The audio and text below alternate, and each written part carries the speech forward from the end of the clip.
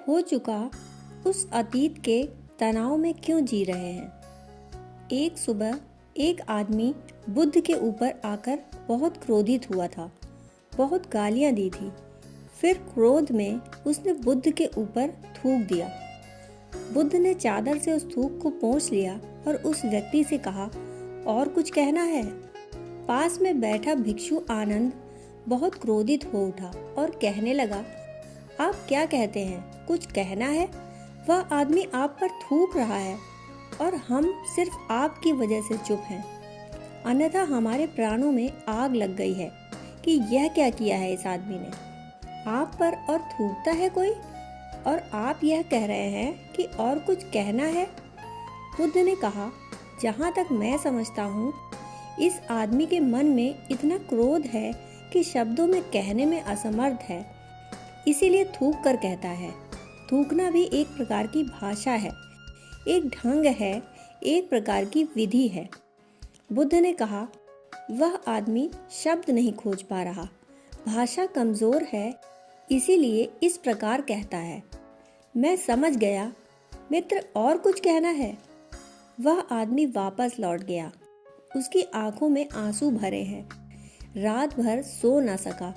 दूसरे दिन क्षमा मांगने आया और बुद्ध के पैरों को पकड़कर आंसू गिराकर उनसे कहने लगा, मुझे क्षमा कर दें। बुद्ध ने उस आदमी से कहा, मित्र, किस बात की क्षमा मांगते हो? उस कल की जो जा चुका? किससे क्षमा मांगते हो? मुझसे? मैं दूसरा आदमी हूँ। मैं वह नहीं। गंगा में बहुत धारा बह गई, बहुत पानी बह गया। कल तुम सुबह जिस गंगा के पास आए थे, अब वही गंगा वहाँ नहीं है। और आज तुम जाओ और क्षमा मांगो तो गंगा कहेगी, किससे मांगते हो क्षमा? बह गया पानी, वह जिससे तुम कल मिल कर गए थे। अब वह कहाँ हूँ मैं जो कल था? न वृक्षों में वही पत्ते हैं, न आकाश में वही बादल, न ही सूरज की किरणें वही हैं। कोई भी तो वही नहीं है। सब तो बह गया, सब तो बदल गया। किससे क्षमा मांगते हो? लेकिन पागल हो तुम नहीं बह पाए, तुम वहीं अटके रहे, रुके हो। कल सुबह जो थूक गए थे वहीं खड़े हो। जो ठहरता नहीं, जो बदलता ही चला जाता है, उसी का नाम जीवन है। लेकिन स्मृति बदलती नहीं, ठहर जाती है। हम जीवन हैं और हमारे सिर पर स्मृति का बोझ है जो नहीं बदलती। हम तो फूल की तरह हैं और स्मृति पत्थर की तरह। जैसे एक फूल को पत्थर के नीचे दबा दिया हो, इससे आदमी विकृत हो जाता है।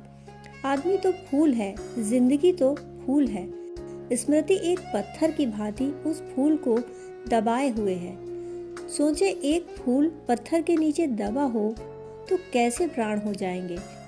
वैसे ही आदमी की चेतना स्मृति के पत्थर के नीचे दबकर परेशान, पीड़ित और तनाव से भर जाती है। जीवन की धारा है आगे की तरफ, स्मृति की पकड़ है पीछे की तरफ। स्मृति रुक जाती है अतीत पर, जीवन भागता है आगे और आगे, अनजान, अज्ञात में। और स्मृति रुकती है ज्ञात पर। और ज्ञात और अज्ञात के बीच जो खिंचाव है, वह ही मनुष्य का तनाव है।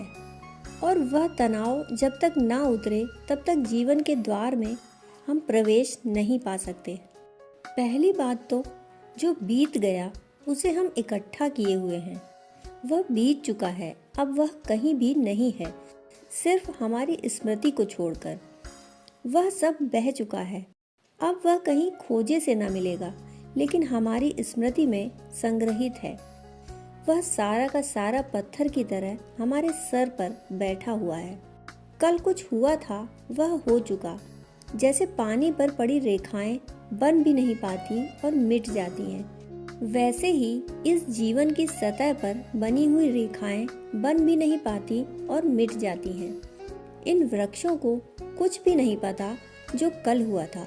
न आकाश को कुछ पता है, न ही सूरज को कुछ पता है, सिर्फ आदमी को पता है। आदमी को जो कल हुआ था, वह उसको जकड़ कर बैठ गया, उसे उसने पकड़ लिया है। कल किसी ने गाली दी थी और कल किसी ने प्रेम किया था। कल किसी ने सम्मान किया था और कल किसी ने अपमान किया था। और बीते हुए सारे कल अंतहीन हैं।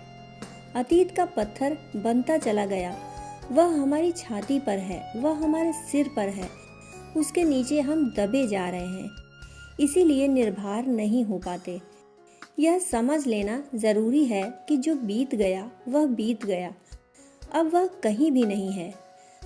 अब उसे हम क्यों ढो रहे हैं? दोस्तों, कहानी सुनने के लिए आपका बहुत बहुत आभार।